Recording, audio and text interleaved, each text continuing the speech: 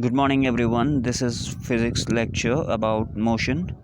I hope you're able to see this page very clearly because right now there are a few important things in physics that I would like to discuss with you about motion.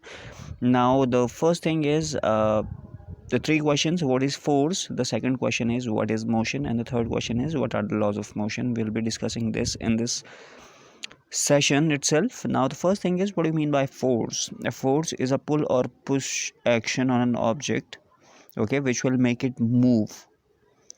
A push as in you're trying to push something away, or pull as in you're trying to grab and bring it towards you. The push or pull action, okay, this is the example. This is a pen. Right now I am pushing this away and I'm pulling this towards me. I'm pushing this away, I'm pulling this towards me. So this simple action that you see right now, this is called applying a force. I apply a force on this cap, okay, and I'm pulling it. Both of these are the example of force. Right now, if you're clear with force, now we'll discuss about motion. What do you mean by motion?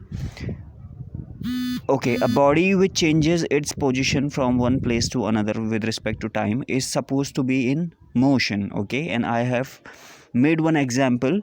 So not to confuse, the line that you see right here is ground, which means it is static, it does not move. And the object that you see right now, this and this are the same objects. Now ignore this, look at this.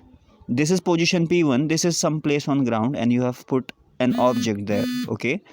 As soon as I apply the force on it, and see one more thing, this force was not there